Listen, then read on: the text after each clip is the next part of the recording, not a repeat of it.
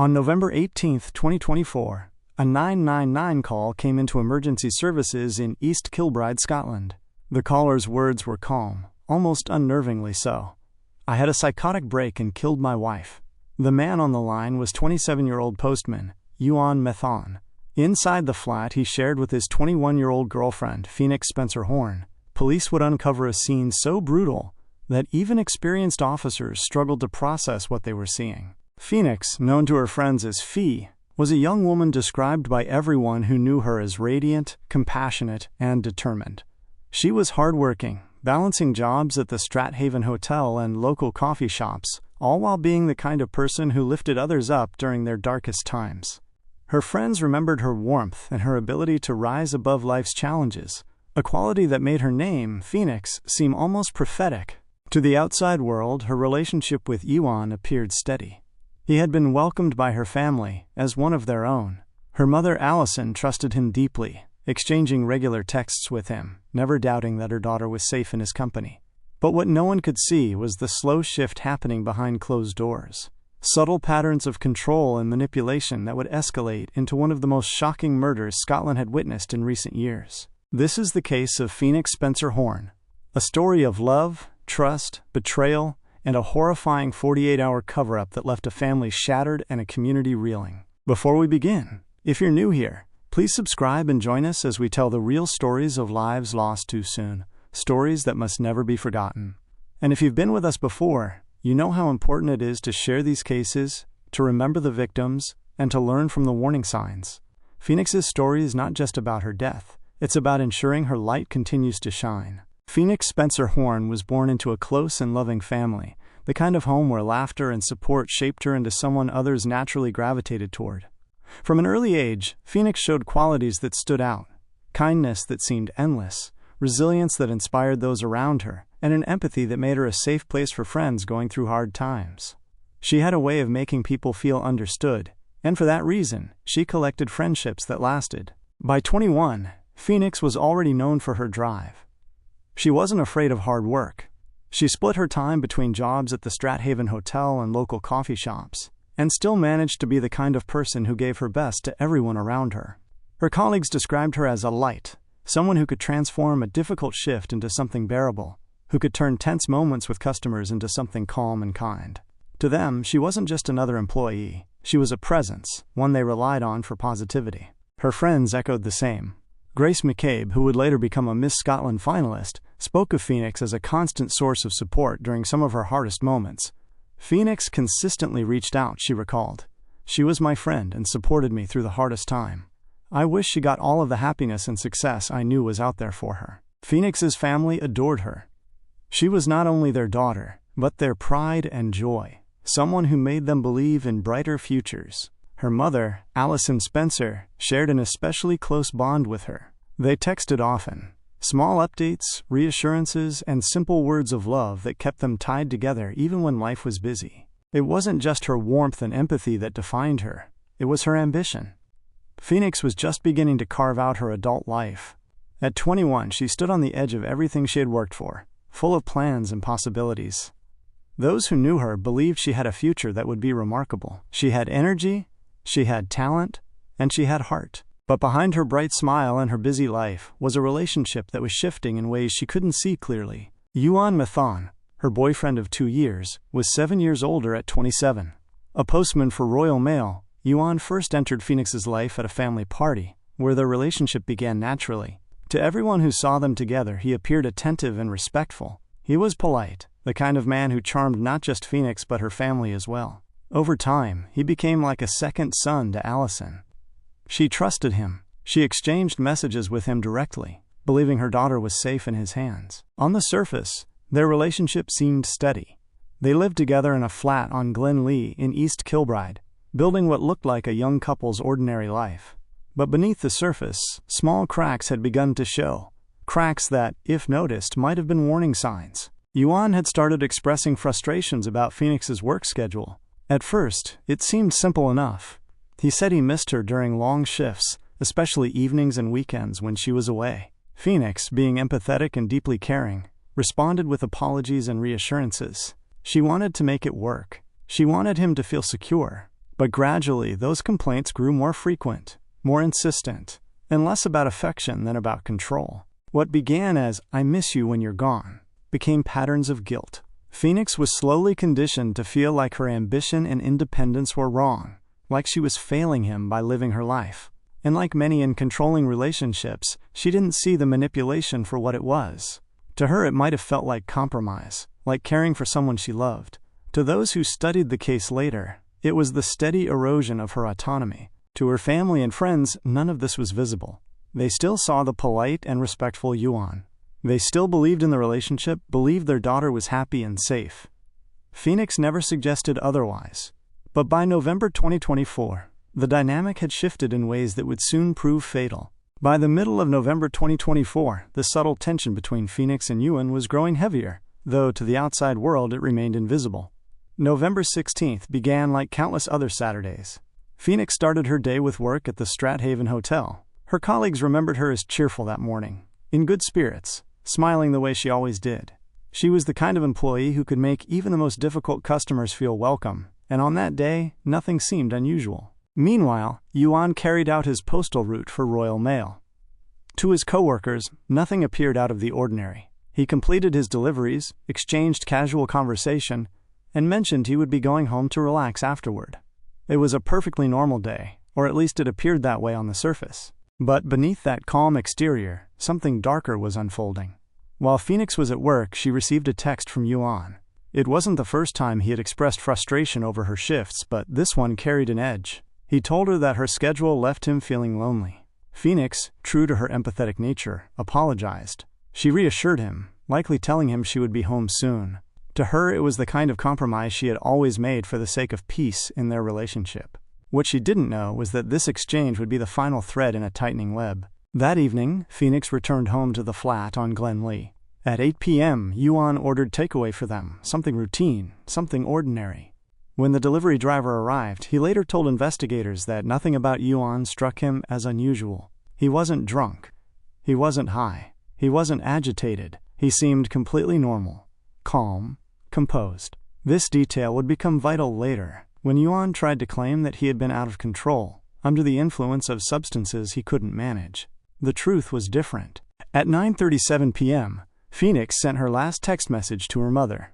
She told Allison that she and Euan were at home eating dinner together. For Allison, it was another ordinary update from her daughter, one of countless little check-ins that bound them together. She couldn't have known it was the last message she would ever receive from her daughter's own hand.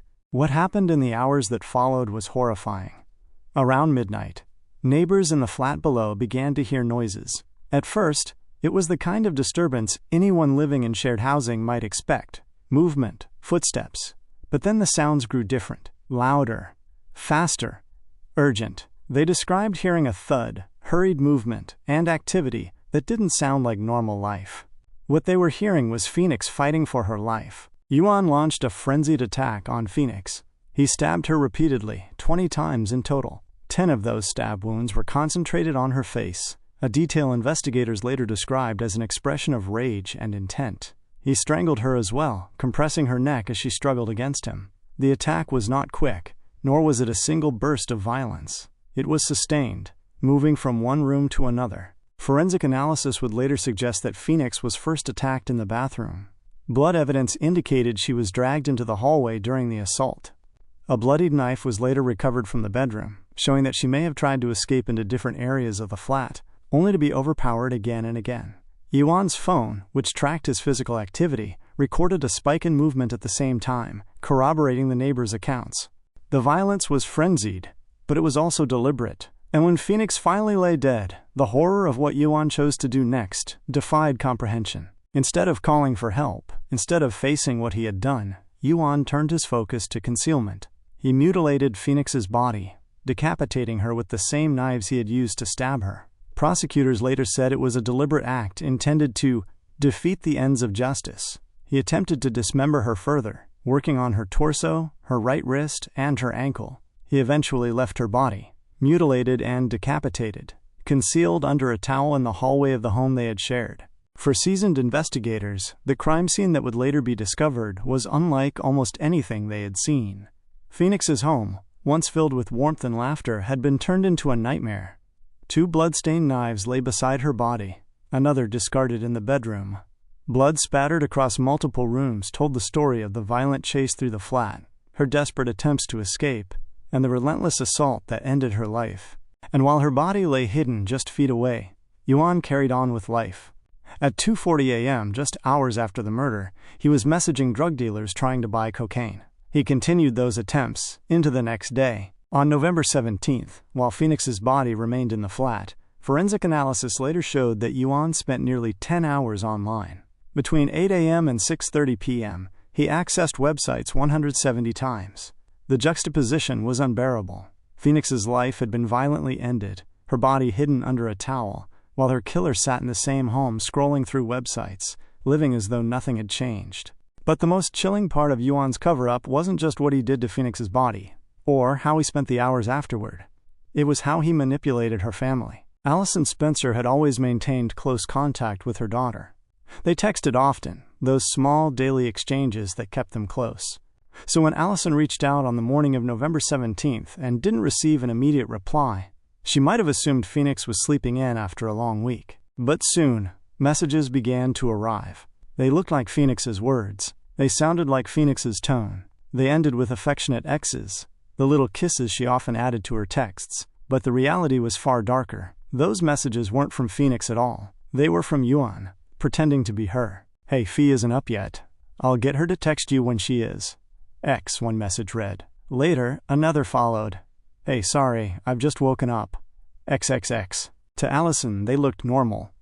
She had no reason to suspect otherwise. But those words, written by her daughter's killer, were part of a calculated attempt to buy time and keep suspicion away. As she read them, believing her daughter was alive, Phoenix's body was already lying lifeless, just meters away from Euan. Meanwhile, he drove Phoenix's red Vauxhall Corsa around East Kilbride, scrolling through her phone, continuing to reach out to drug dealers. He carried on as though he hadn't just destroyed her life and shattered her family. But the illusion could not last forever. By Monday, November 18th, the situation began to collapse. Phoenix was scheduled to work, and unlike family members who could be reassured with excuses, her employers knew her as reliable, to the point of predictability. When she failed to appear for her shift and could not be contacted, alarm bells rang immediately. For someone as dependable as Phoenix, this was deeply unusual. Euan continued trying to buy drugs that morning, but by midday, the pressure became too great.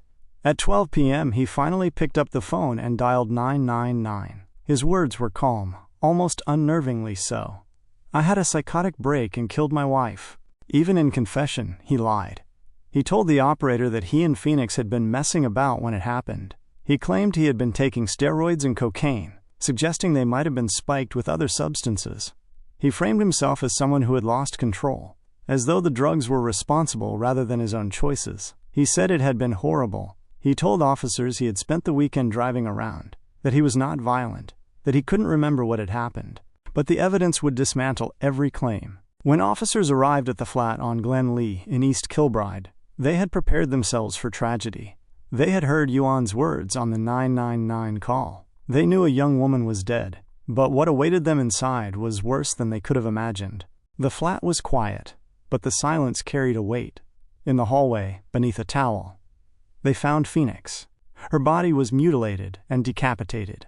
Blood was spattered across multiple rooms, bathroom, hallway, bedroom, marking the path of violence and the desperate struggle she had endured.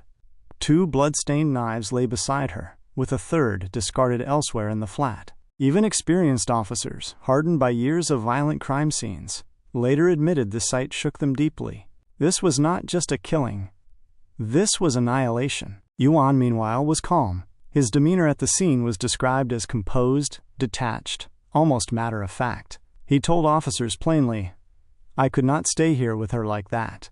I tried to dismember her. I moved her from the bath and put her there." It was not the confession of someone in shock, nor the ramblings of a man who had lost control. It was the deliberate explanation of someone who knew what he had done, and was recounting it with chilling detachment. From the very beginning, investigators recognized the discrepancy between Euan's claims and the evidence before them. He insisted he had blacked out, that drugs and steroids had pushed him into a psychotic state. But every piece of evidence told a different story, one of control, deception, and cold calculation. The delivery driver who brought food to the flat on the night of November 16th testified that Euan seemed completely normal, neither intoxicated nor impaired. His phone record showed a consistent, deliberate timeline. His messages to Allison pretending to be Phoenix, his repeated attempts to purchase drugs, his browsing activity the next day. His fitness tracker recorded spikes in movement exactly when neighbors heard chaos upstairs. Perhaps most damning of all were the text messages to Allison. They mimicked Phoenix's casual tone with uncanny precision, complete with affectionate sign-offs.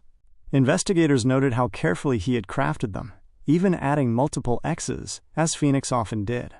For a time, it worked. Allison had believed her daughter was alive, reassured by words that appeared so familiar. But when detectives revealed the truth, that the texts had come from Phoenix's killer, not Phoenix herself, her world collapsed. Detective Chief Inspector Susie Cairns was the one tasked with breaking the news to Phoenix's family. For Allison, it was a double devastation, losing her daughter in the most violent way imaginable and realizing she had been tricked into believing she was alive by the man she trusted as a son. From the moment of his arrest, Euan attempted to present himself as remorseful. He even wrote a letter. "I know how loved Phoenix was and how she made her family complete. I can't believe I've taken her from them."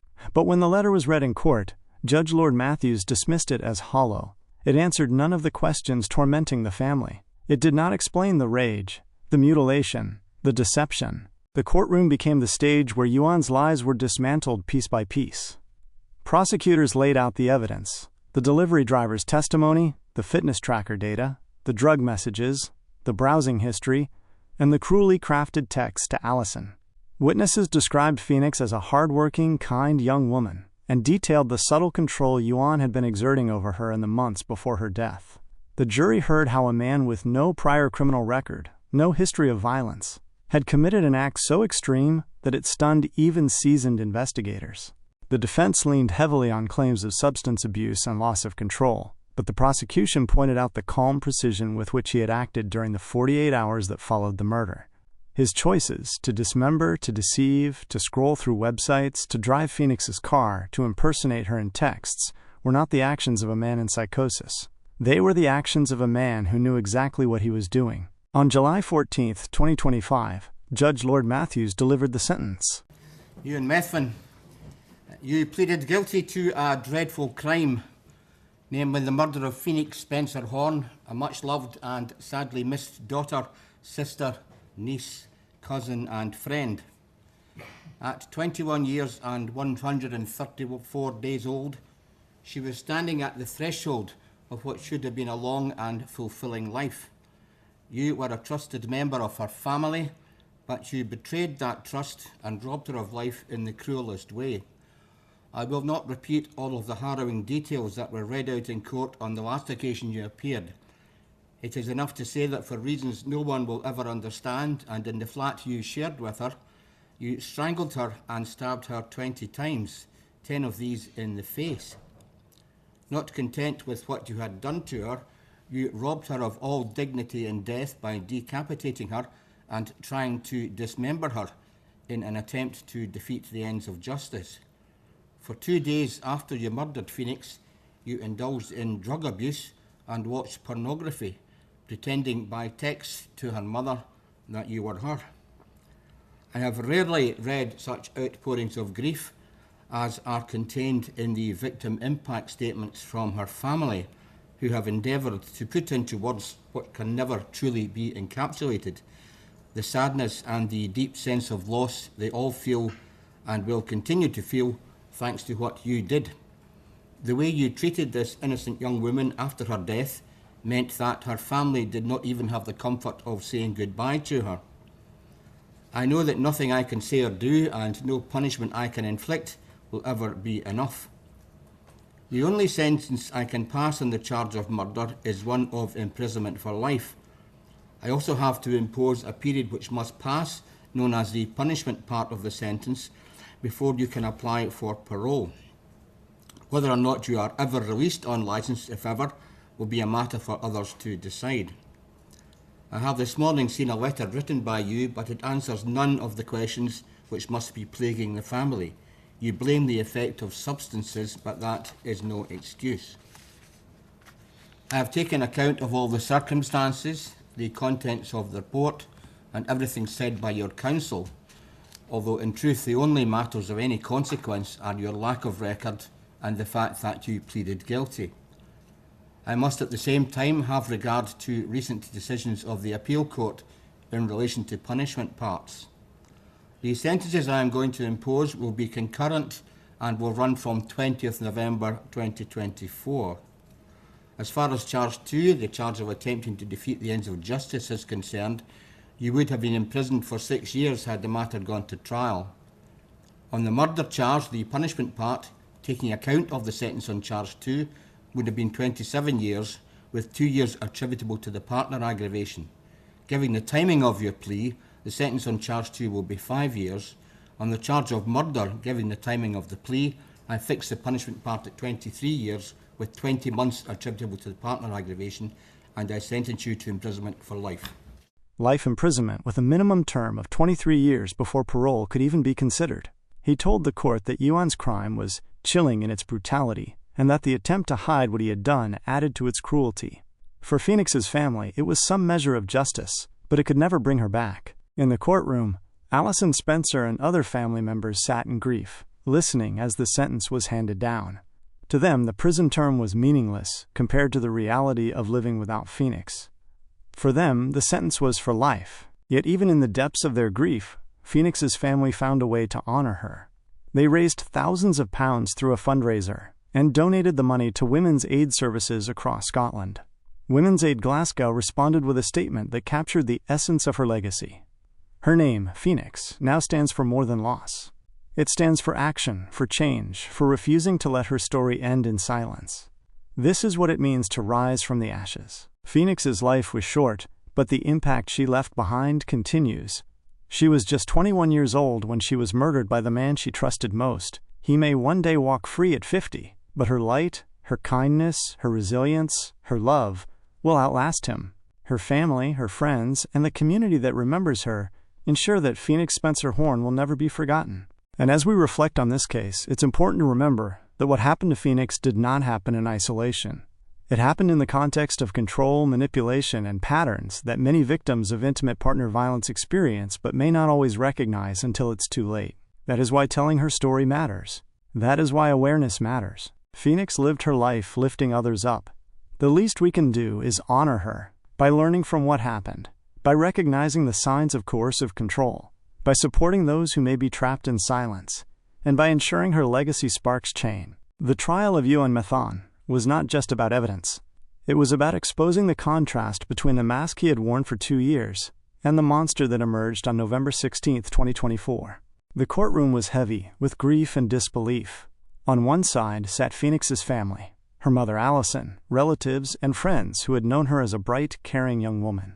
On the other sat the man who had been welcomed into that very family, who had shared meals with them, exchanged texts with them, and been trusted completely. That betrayal weighed as heavily in the room as the crime itself. The prosecution laid out the events step by step, dismantling the defense's claims. The delivery driver's testimony showed that Euan was sober and calm that evening, not intoxicated or out of control. The fitness tracker data on his phone showed sharp spikes of activity at the exact time neighbors reported hearing chaos in the flat, consistent with Phoenix's desperate attempts to escape. Forensic experts described the wounds Phoenix had suffered. 20 stab wounds, 10 of them concentrated on her face, alongside evidence of strangulation. They explained how the violence had moved through different rooms, leaving behind a trail of blood that told the story of her final struggle. Perhaps the hardest evidence for the jury to hear, though, was the deception that followed. They were shown the messages Euan had sent to Allison from Phoenix's phone, texts that imitated her tone so convincingly that her mother believed her daughter was still alive. Prosecutors emphasized the cruelty of those messages, pointing out how deliberately he had crafted them to buy time and deflect suspicion. The defense clung to the narrative of substance abuse, arguing that steroids, cocaine, and alcohol had clouded his mind, leading to a break he could not control. But prosecutors countered with the facts: his calculated browsing history in the hours after the murder, his repeated attempts to purchase drugs, his calm conversations with dealers, his ability to impersonate Phoenix in texts, and his collected demeanor when police arrived. These were not the actions of a man in psychosis. These were the choices of a man who knew exactly what he was doing. Witness testimonies painted Phoenix in vivid light. Friends and colleagues described her as hardworking, kind, and supportive. Grace McCabe spoke of the way Phoenix had been there for her during her own darkest moments. Colleagues from the Strathaven Hotel remembered her warm smile and her ability to bring positivity into even the busiest, most stressful shifts. To the jury, it was clear. Phoenix was not just a name on a case file. She was a vibrant young woman with a future that had been ripped away. And then there was Allison. Sitting in court, hearing the evidence, she faced the unbearable truth. Not only had her daughter been murdered, but she had been deceived by the man she trusted most. Those texts she had clung to over the weekend, believing her daughter was still alive, had been written by her killer. That betrayal was almost as devastating as the crime itself. When Judge Lord Matthews finally handed down the sentence, it was met with solemn silence. No sentence could undo what had been done. No sentence could give Phoenix back to her family. But it was a recognition of the brutality of the crime, of the callousness of the cover-up, and of the need to protect the public from a man capable of such horror. Outside the courtroom, the community of East Kilbride grieved. News of Phoenix's murder had shocked the town. Vigils were held, candles lit, and flowers left in her memory. Friends gathered to share stories of her laughter, her kindness, and the way she had always lifted others up. Horrific, absolutely just, it gives me shivers thinking about it, if I'm honest. This is what their love looked like on social media. God, I never loved one like you.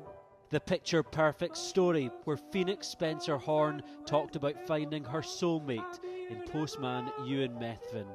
A 2-year relationship that ended in evil here at their flat on the outskirts of Glasgow. He stabbed his 21-year-old girlfriend 20 times using 3 knives, mutilating her naked body, beheading her. She wasn't found for days. I think I stayed out the house for about a week after that. I couldn't even sit. It was horrific. Neighbour Tony Brown lived next door. Did you hear any noises or bangs? I had a bad smell in my house the night, the early hours of the morning she was found, basically just before I went to my bed. There was a bad smell in my kitchen, basically where the walls joined together. Horrific, absolutely just, it gives me shivers thinking about it, if I'm honest. Instead of calling for help, Methan hid her body in the hallway, searching pornography, buying drugs, and even texting Phoenix's worried mother from her phone, pretending she was alive. Crazy to think I stayed next door to a monster like that. What scares me the most is knowing that she was kind of lay there and I was in here oblivious. Methan murdered his partner hours after moaning he felt lonely when she was at work. He claimed to have blacked out on drugs during the frenzied knife attack before being caught driving Phoenix's car and eventually phoning 999 days later. Phoenix joins a growing list of women killed at the hands of their violent partner in this country. Not many will disagree with Euan Methan's own defence team here at court, who suggest he will be seen as the personification of evil. So this is my daughter, Emily. Fiona now campaigns against gender-based violence after the death of her daughter, Emily. There's another mother and father that have just been plunged into utter hell. Somebody had said to me, if God came to you and said, I'm going to give you this beautiful daughter, but you'll only have her for 18 years, and then we need to take her back, would you still want her? And I would take those 18 years and go through the pain rather than have nothing. And although just now that probably offers no words of comfort for Phoenix's parents, maybe one day it can. He is now behind bars while her loved ones also face a life sentence in a case where trust turned into tragedy. If you've made it this far, thank you for remembering Phoenix with us. Please share her story, subscribe if you haven't, and help ensure that her light is never extinguished.